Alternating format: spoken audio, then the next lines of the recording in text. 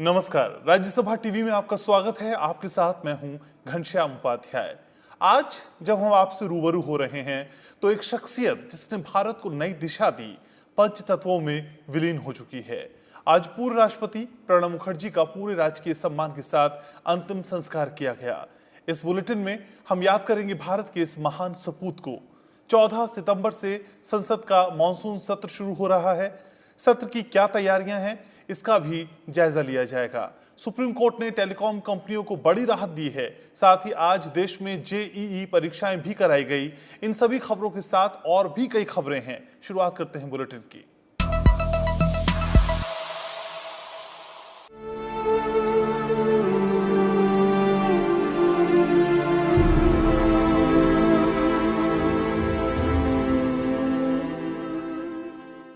पूर्व राष्ट्रपति प्रणब मुखर्जी का आज पूरे राजकीय सम्मान के साथ लोधी रोड स्थित शमशान घाट में अंतिम संस्कार कर दिया गया। इस दौरान कोरोना वायरस से जुड़े दिशा निर्देशों का भी पालन किया गया। इससे पहले आज सुबह प्रणब मुखर्जी का पार्थिव शरीर 10 राजाजी मार्ग स्थित उनके आवास पर लाया गया, जहां राष्ट्रपति, उपराष्ट्रपति और प्रधानमंत्री समेत तमाम हस्तियों ने श्रद्धांजलि अर्पित करने के साथ ही उन्हें अंतिम विदाई दी। प्रधानमंत्री ने कहा कि देश के विकास में प्रणब मुखर्जी की कोशिशों को आने वाली पीढ़ियां याद रखेंगी।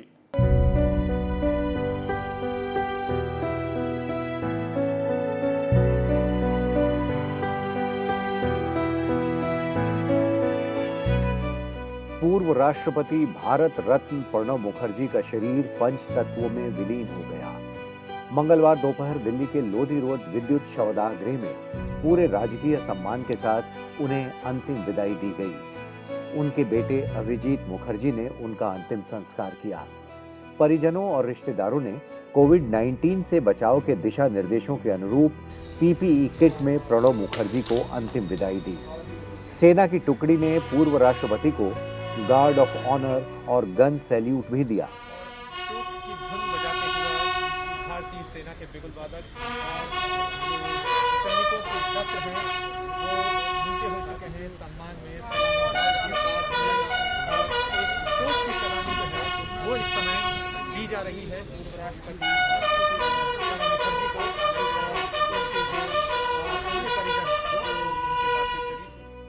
इससे पहले मंगलवार सुबह प्रणब मुखर्जी का पार्थिव शरीर रिसर्च एंड रेफरल हॉस्पिटल से 10 राजाजी मार्ग स्थित उनके आवास पर लाया गया, जहां सभी दलों के नेताओं समेत तमाम हस्तियों ने प्रणब मुखर्जी की तस्वीर के सामने श्रद्धा सुमन अर्पित किए। राष्ट्रपति रामनाथ कोविंद ने पूर्व राष्ट्रपति प्रणब मुखर्जी के निवास स्थान पर जाकर उन्हें श्रद्धा सुमन अर्पित किए।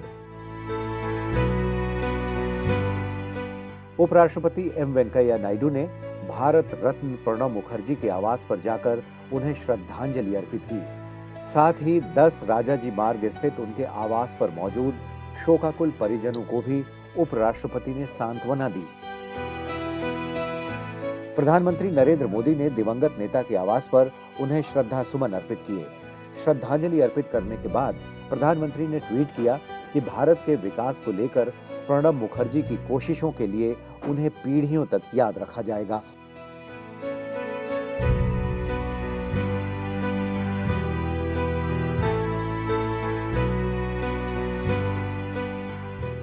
लोकसभा अध्यक्ष ओम बिरला के अलावा रक्षा मंत्री राजनाथ सिंह, वित्त मंत्री निर्मला सीतारमण समेत कई केंद्रीय मंत्रियों ने पूर्व राष्ट्रपति प्रणब मुखर्जी को श्रद्धांजलि दी।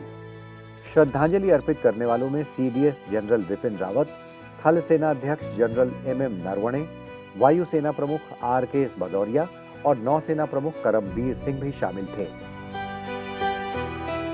पूर्व राष्ट्रपति प्रणब मुखर्जी को अंतिम विदाई देने के लिए हर पार्टी के नेता पहुंचे।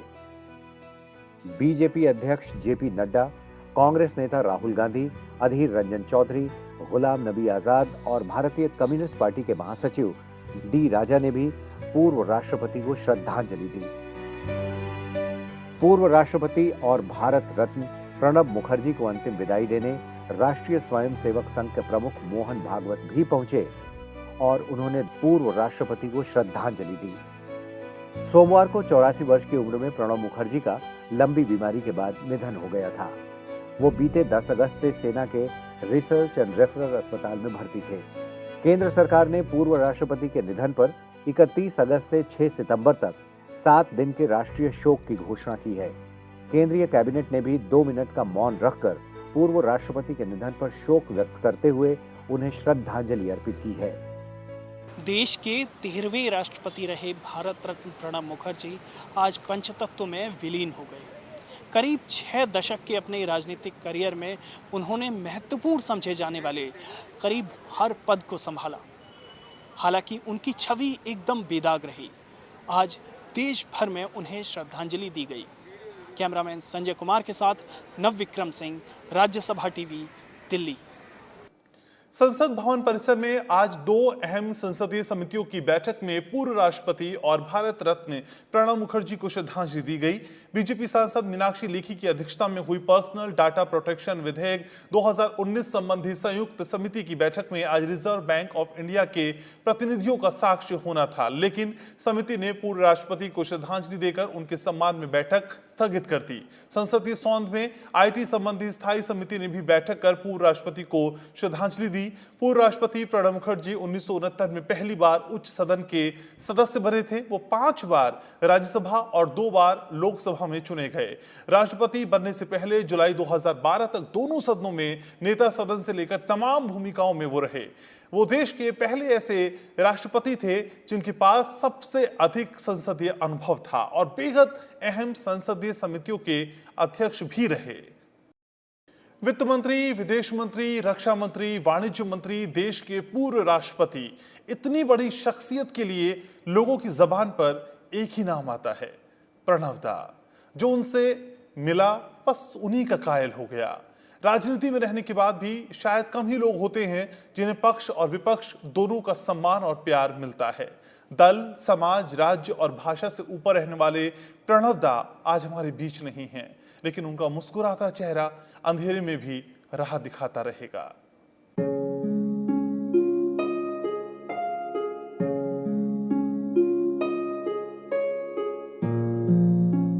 बंगाल की बीरभूम में जन्मे प्रणब मुखर्जी बचपन से ही विलक्षण और अपनी धुन में रमने वाले व्यक्ति थे। भारत रत्न से सुशोभित प्रणब मुखर्जी का जन्म 11 दिसंबर 1935 को बंगाली ब्राह्मण परिवार में कामदा किंकर मुखर्जी और राजलक्ष्मी मुखर्जी के घर हुआ था। इनके पिता भारतीय स्वतंत्रता आंदोलन में सक्रिय रूप से शामिल थे और कांग्रेस के सदस्य भी थे। प्रणब मुखर्जी की शुरुआती शिक्षा स्थानीय स्कूल में हुई और उच्च शिक्षा के लिए वो कलकत्ता आ गए।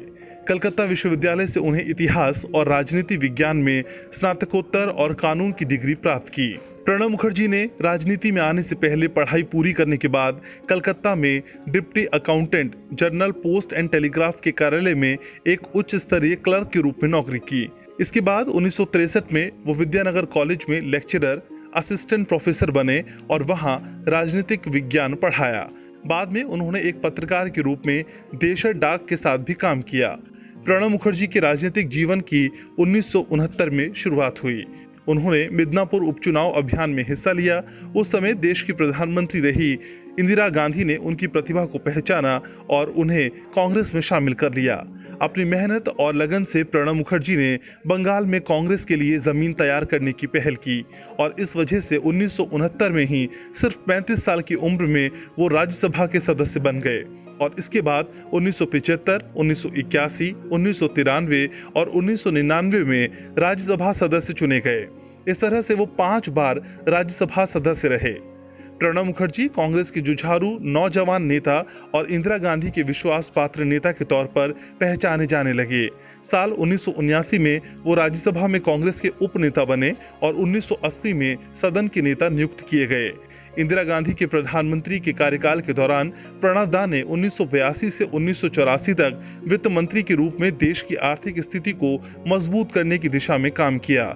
लेकिन 1984 में इंदिरा गांधी की हत्या के बाद अहम मोड़ आया जब वो कांग्रेस से बाहर हुए और 1986 में अपनी पार्टी राष्ट्रीय समाजवादी पार्टी का गठन किया।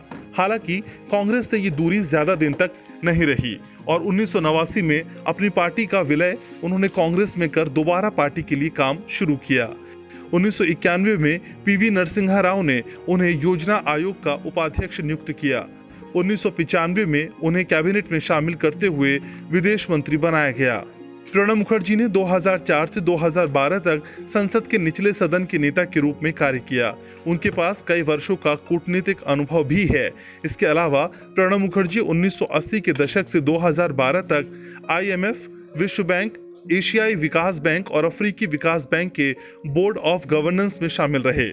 1982, 1983 और 1984 में कॉमनवेल्थ वित्त मंत्रियों के सम्मेलन में भारतीय प्रतिनिधि मंडल का नेतृत्व भी किया और वो कांग्रेस संसदीय दल और कांग्रेस विधान दल के मुखिया भी रहे। उन्होंने भारत सरकार के कई अहम मंत्रालयों की जिम्मेदारी संभाली।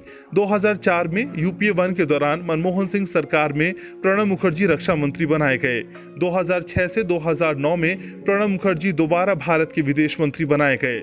इस दौरान उन्होंने अमेरिकी सरकार के साथ असैनिक परमाणु समझौते पर हस्ताक्षर किए और साथ ही साथ असैन्य परमाणु व्यापार में भाग लेने के लिए परमाणु सप्लायर समूह के साथ भी हस्ताक्षर किए, जो बेहद महत्वपूर्ण कार्य था। प्रणब मुखर्जी 3 बार 1980, 1984 और फिर 1990 में भारत के वाणिज्य मंत्री बनाए गए। 2009 में प्रणब मुखर्जी भारत के दोबारा वित्त मंत्री नियुक्त किए गए थे। इस पद पर उन्होंने 2012 तक कार्य किया और 2009 से 2011 तक आम बजट पेश किया। इसके अलावा वो कई शैक्षणिक संस्थाओं के अध्यक्ष और ट्रस्टी भी बने। 2012 में UPA सरकार की ओर से प्रणब मुखर्जी को राष्ट्रपति पद के उम्मीदवार के तौर पर नामित किया गया। उन्होंने राष्ट्रपति के चुनाव में PA संगमा को 70% वोटों से हराते हुए चुनाव जीता। प्रणब मुखर्जी ने 25 जुलाई 2012 को भारत के 13वें राष्ट्रपति के रूप में शपथ ली। प्रणब मुखर्जी ने राष्ट्रपति के पास आने वाली दया याचिकाओं में से 7 याचिकाओं को रद्द किया था, जिसमें आतंकवादी अजमल कसाब की फांसी की सजा को माफ करने की याचिका भी थी। प्रणब मुखर्जी एक प्रसिद्ध लेखक भी थे। उन्होंने 1969 में मिड टर्म पोल, 1984 में beyond survival, emerging dimensions of Indian economy, 1987 में ऑफ द ट्रैक, 1992 में saga of struggle and sacrifice एवं चैलेंजेस बिफोर द नेशन और 2014 में the dramatic decade, the days of Indira Gandhi years जैसी पुस्तकों का लेखन किया। 1997 में सर्वश्रेष्ठ सांसद के पुरस्कार से सम्मानित प्रणब मुखर्जी को कई राष्ट्रीय और अंतर्राष्ट्रीय सम्मानों से नवाजा गया, जिसमें 2008 में पद्म विभूषण शामिल था। 8 अगस्त 2019 को राष्ट्रपति रामनाथ कोविंद ने देश के पूर्व राष्ट्रपति प्रणब मुखर्जी को भारत रत्न से सम्मानित किया। प्रणब मुखर्जी की अनेक उपलब्धि आने वाली पीढ़ियों के लिए हमेशा प्रेरणा का स्रोत रहेगी। साथ ही देश के लिए उनका अभूतपूर्व योगदान हमेशा याद किया जाएगा।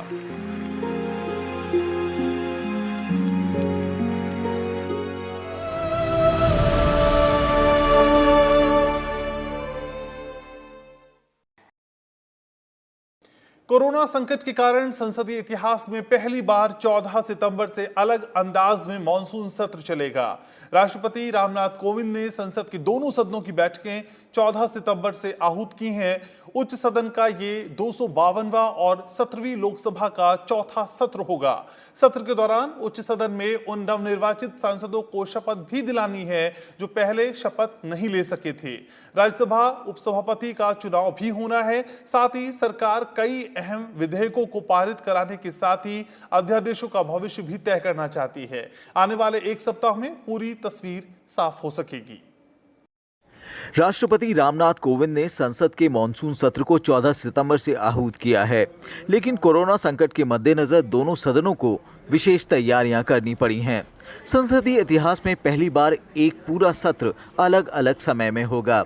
इसमें पहले दिन यानी 14 सितंबर को लोकसभा की बैठक सुबह 9 बजे से 1 बजे तक और राज्यसभा की बैठक 3 बजे से 7 बजे तक चलेगी। बाद के दिनों में सुबह उच्च सदन की बैठक होगी, जबकि दोपहर बाद लोकसभा की।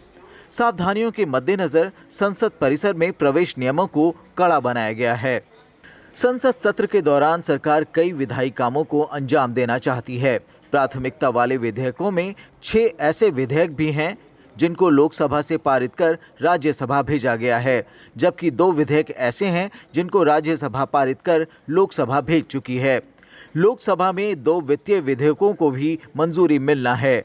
इनमें सप्लीमेंट्री मांग और अतिरिक्त व्यय की मंजूरी शामिल है। उच्च सदन में एक बेहद अहम काम 14 सांसदों को शपथ दिलाना है। 22 जुलाई को सभापति ने 45 सांसदों को शपथ दिलाई थी, लेकिन 14 सांसद शपथ लेने नहीं आ सके थे। हाल ही में केरल और उत्तर प्रदेश में राज्यसभा उपचुनाव में भी 2 सांसद जीते हैं। मॉनसून सत्र के दौरान 18 बैठकों में सरकार की प्राथमिकता में करीब 1 दर्जन विधेयक हैं। इनमें पर्सनल डेटा संरक्षण विधेयक 2019 भी है, जिस पर संयुक्त समिति तेजी से काम कर रही है। 11 अध्यादेशों का भविष्य भी इसी सत्र में तय होना है। इनमें से 3 कृषि क्षेत्र से जुड़े हैं। श्रम सुधारों से जुड़ी 3 संहिताओं पर भी संसद की मुहर लगनी है। प्रमुख अध्यादेश जिनको विधेयक के रूप में संसद की मंजूरी लेनी है, उनमें सांसद वेतन भत्ता और पेंशन संशोधन अध्यादेश 2020, महामारी संशोधन अध्यादेश 2020, केंद्रीय होम्योपैथी परिषद संशोधन अध्यादेश 2020, इंडियन मेडिसिन सेंट्रल काउंसिल संशोधन अध्यादेश 2020, आवश्यक वस्तुएं संशोधन अध्यादेश 2020, किसान वाणिज्य संवर्धन और सुविधा अध्यादेश 2020, किसान सशक्तिकरण और संरक्षण समझौता मूल्य आश्वासन और कृषि सेवा अध्यादेश 2020 शामिल हैं। मॉनसून सत्र की तैयारियों को अंतिम रूप दिया जा रहा है। राज्यसभा सभापति वेंकैया नायडू और लोकसभा अध्यक्ष ओम बिरला सचिवालयों के वरिष्ठ अधिकारियों और विभिन्न सहयोगी विभागों के साथ बैठकर तैयारियों का आकलन कर चुके हैं। सत्र की शुरुआत से पहले सभी सांसदों की कोरोना जांच के साथ अधिकारियों, मीडिया प्रतिनिधियों और लोकसभा राज्यसभा सचिवालय के कर्मचारियों सहित संसद भवन परिसर में अन्य सहयोगी विभागों के लोगों को कोरोना जांच करानी होगी। सत्र के दौरान उच्च सदन के सदस्यों को दोनों सदनों और दीर्घाओं में बैठाया जाएगा। राज्यसभा चेंबर में बड़ी डिस्प्ले स्क्रीन, दीर्घाओं में ऑडियो कंसोल, संचार माध्यम के लिए दोनों सदनों को जोड़ने वाले विशेष केबल समेत कई अन्य तरह के इंतजाम भी किए गए हैं। इसकी एक विस्तृत गाइडलाइन तैयार की जा रही है। जरूरी होगा तो कर्मचारियों की संख्या भी सत्र के दौरान सीमित होगी। विपक्ष की ओर से चीन के मुद्दे पर चर्चा की मांग जोर पकड़ रही है। साथ ही वो कोरोना महामारी और आर्थिक हालात, बेरोजगारी और प्रवासी मजदूरों की समस्याओं समेत कई मुद्दों पर चर्चा कराना चाहते हैं। लेकिन सर्वदलीय बैठक में इसका खुलासा होगा कि वास्तव में कितने विधायी मामलों को सरकार आगे रखेगी और कितनी चर्चाओं को कराया जा सकेगा, क्योंकि 18 बैठकों में काफी सावधानी के बीच भारी भरकम कामकाज प्रस्तावित है। अरविंद कुमार सिंह, राज्यसभा टीवी। उत्तर प्रदेश से राज्यसभा की एक सीट पर होने वाले उपचुनाव के लिए नामांकन का काम पूरा हो गया। बीजेपी ने पार्टी के राष्ट्रीय प्रवक्ता सैयद जफर इस्लाम को इस सीट पर उम्मीदवार बनाया है। शनिवार को सैयद जफर इस्लाम का नामांकन पत्र दाखिल किया जा चुका है। नामांकन पत्रों की जांच 2 सितंबर को होगी और 4 सितंबर तक नाम वापस लिए जा सकेंगे। जरूरत पड़ने पर 11 सितंबर को मतदान होगा। उत्तर प्रदेश से राज्यसभा सदस्य अमर सिंह के निधन के बाद ये सीट खाली हुई है। उनका कार्यकाल जुलाई 2022 तक था। देश भर में कोविड-19 से स्वस्थ होने की दर में और सुधार हुआ है। बीते 24 घंटे में 65,000 से ज्यादा लोग कोरोना को मात देकर ठीक हो गए हैं। अब देश में 28 लाख से अधिक लोग स्वस्थ हो चुके हैं, जिसके चलते रिकवरी रेट 77% के करीब पहुंच गया है। देश में इस समय केवल 21.29% मरीजों का इलाज चल रहा है। देश में कोविड-19 के करीब 70,000 नए मामले सामने आए हैं। अब तक 36,91,000 से अधिक मामले पहचान में आ चुके हैं। टेस्ट, ट्रैक एंड ट्रीट की रणनीति के प्रभावी क्रियान्वयन से मृत्यु दर कम हुई है और ये 1.77% हो गई है। केंद्रीय स्वास्थ्य मंत्रालय की ओर से जारी आंकड़ों के मुताबिक पिछले 24 घंटों में देश में 69,000 से अधिक नए केसेस आए हैं। अब तक देश में 36,91,000 से ज़्यादा कोरोना के मामले सामने आ चुके हैं। वहीं बीते एक दिन में 65,000 से अधिक मरीज ठीक हुए हैं। अब तक 28,39,000 से अधिक मरीज ठीक हो चुके हैं। वहीं 7,85,000 से ज़्यादा सक्रिय मामले हैं। कोरोना से पिछले 24 घंटों में 819 लोगों की मौत हुई है, जिसके बाद इस बीमारी से मरने वालों की संख्या 65,000 के पार हो गई है। देश में कोरोना से मरने वालों की दर 1.77% है। सोमवार को देश में 10 लाख से अधिक कोरोना के टेस्ट किए गए हैं। अब तक 4 करोड़ 33 लाख से अधिक टेस्ट किए जा चुके हैं। पिछले 6 महीने में कोरोना के मामलों की रफ्तार और इससे होने वाली मौतों के आंकड़ों को देखें तो मार्च में कोरोना के करीब 1400 मामले आए थे। इस दौरान 35 लोगों की जान गई थी। अप्रैल में 33,000 से अधिक मामले आए थे और 1,000 से अधिक लोगों की जान गई। मई में 1.5 लाख से अधिक मामले आए और 4,000 से अधिक लोगों की कोरोना वायरस से मौत हुई। जून महीने में देश भर में करीब 4 लाख मामले आए और 12,000 से ज्यादा लोगों की मौत इलाज के दौरान हुई। जुलाई में 11 लाख से ज्यादा केस और 19,000 से अधिक लोगों की जान इस वायरस से गई। अगस्त में सबसे ज्यादा 20 लाख मामले आए और 28,000 से ज्यादा लोगों की मौत हुई। Bureau report, Rajya Sabha TV. केंद्र सरकार की ओर से जारी अनलॉक 4 के दिशा निर्देश आज से लागू हो गए हैं। अनलॉक 4 के नियम लागू होने के बाद कर्नाटक, हरियाणा, पंजाब, तमिलनाडु समेत कई राज्यों ने अपने यहां लॉकडाउन और पाबंदियों में और छूट दी है। 1 सितंबर से लागू अनलॉक 4 में कई रियायतें दी गई हैं। 7 सितंबर से मेट्रो सेवाएं फिर से शुरू होंगी। इस महीने की 21 तारीख से 100 लोगों तक की भागीदारी के साथ धार्मिक, राजनीतिक, सामाजिक और खेल संबंधी आयोजनों को भी मंजूरी दी गई है। हालांकि स्कूल और कॉलेज 30 सितंबर तक बंद रहेंगे। एक राज्य से दूसरे राज्य में आवाजाही पर भी कोई प्रतिबंध नहीं होगा। इधर दिल्ली में कोविड संक्रमण के प्रसार का पता लगाने के लिए मासिक सीरो सर्वेक्षण का तीसरा दौर मंगलवार को शुरू हो गया। इस दौरान करीब 17,000 नमूने लिए जाएंगे।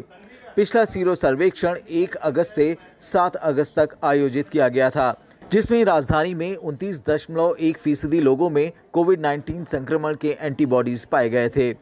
पिछले कुछ दिनों से राष्ट्रीय राजधानी में कोविड-19 संक्रमण के मामलों में बढ़ोतरी आई है। राजधानी में अब तक 1,74,000 से ज्यादा कोरोना मामले सामने आ चुके हैं। वहीं कोविड-19 के मामलों में तेजी को देखते हुए स्वास्थ्य मंत्रालय ने उत्तर प्रदेश, झारखंड, छत्तीसगढ़ और ओडिशा में उच्च स्तरीय केंद्रीय दल नियुक्त करने का फैसला किया है।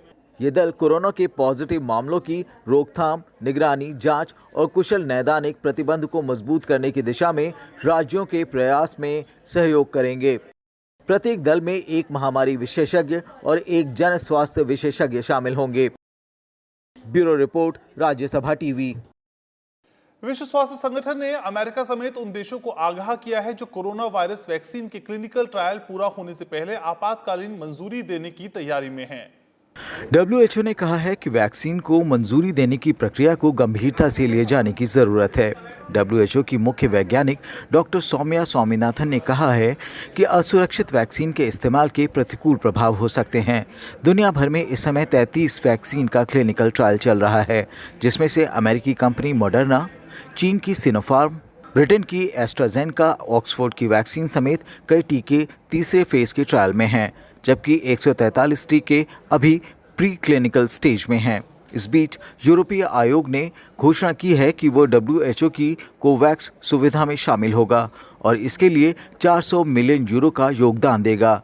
कोवैक्स एक अंतर्राष्ट्रीय प्रयास है जो वैक्सीन के विकास और निर्माण के साथ आसानी से सभी के लिए उपलब्ध कराने को सुनिश्चित करेगा। इस बीच दुनिया में कोरोना के मामले 2,56,56,000 के पार पहुंच गए हैं। इसमें 68 लाख से ज़्यादा मरीजों का इलाज चल रहा है, जबकि 1,79,00,000 से अधिक लोग कोरोना को हराकर ठीक हो चुके हैं। दुनिया भर में कोरोना अब तक 8.5 लाख से अधिक लोगों की जान ले चुका है। सबसे ज़्यादा पीड़ित देशों की बात करें तो अमेरिका और ब्राज़ील के बाद भारत तीसरे नंबर पर है। Bureau report, Rajya Sabha TV. देश भर के इंजीनियरिंग कॉलेजों में दाखिले के लिए संयुक्त प्रवेश परीक्षा यानी JEE मेंस आज से शुरू हो गई। 6 सितंबर तक चलने वाली इस अहम परीक्षा के लिए राष्ट्रीय परीक्षण एजेंसी ने कोविड-19 के मद्देनजर खास इंतजाम किए हैं। राष्ट्रीय परीक्षण एजेंसी ने परीक्षा केंद्रों में ऑल्टरनेट सिटिंग अरेंजमेंट, प्रति कमरा कम उम्मीदवार और प्रवेश और निकास के अलग अलग द्वार जैसे कई अहम और सुरक्षित कदम उठाए हैं। परीक्षा के लिए जहां ओडिशा, मध्य प्रदेश और छत्तीसगढ़ की सरकार की ओर से छात्रों को परिवहन व्यवस्था देने का आश्वासन दिया गया है, वहीं IIT के पूर्व छात्रों के एक समूह ने भी एक पोर्टल लॉन्च किया है जिसके जरिए जरूरतमंद छात्रों को परीक्षा केंद्रों तक परिवहन की सुविधा दी जाएगी। पूर्वी लद्दाख में पेंगोंग झील के पास भारत और चीन के जवानों के बीच हुई ताजा झड़प के मसले को हल करने के लिए भारतीय और चीनी सेना ने मंगलवार को चशुल वार्ता शुरू की। ब्रिगेड कमांडर स्तर की बातचीत सुबह 10 बजे चशुल में शुरू हुई। चीनी सैनिकों की भड़काऊ हरकत के बाद भारत और चीन के बीच लद्दाख के चशुल में ब्रिगेड कमांडर स्तर की वार्ता सोमवार को भी हुई थी।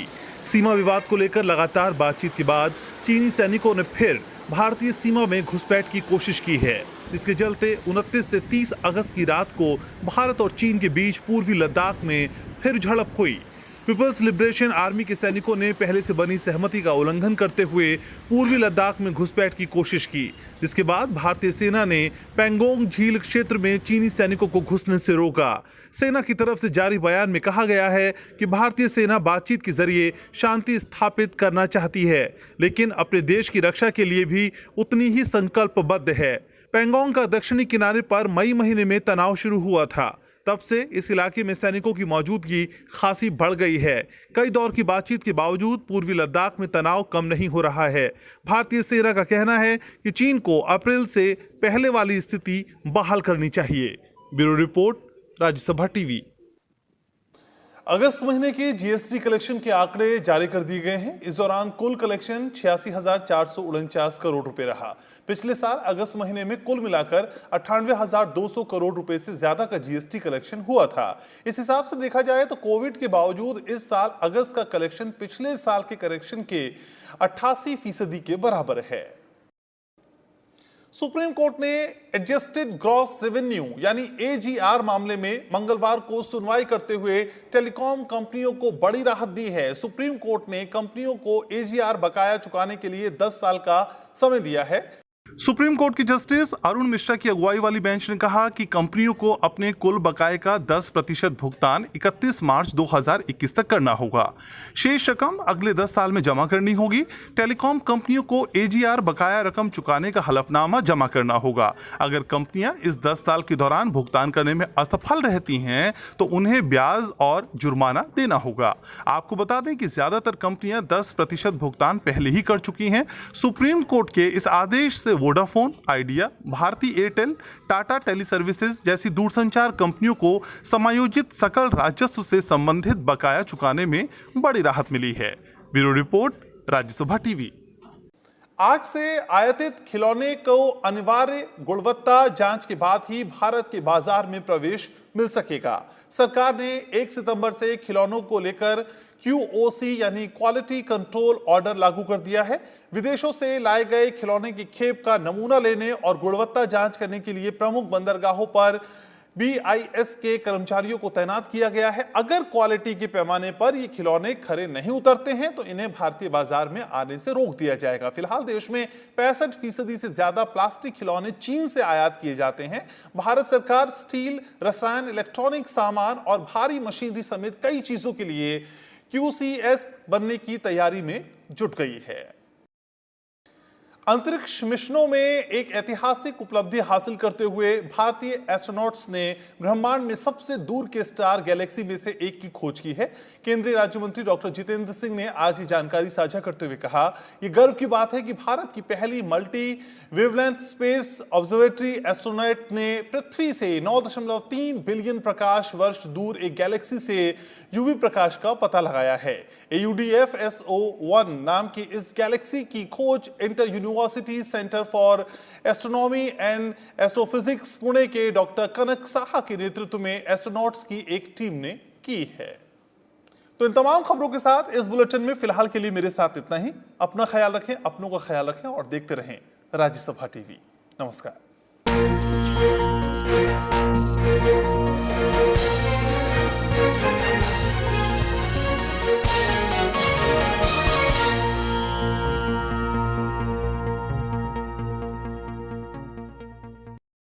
देखिए मेरे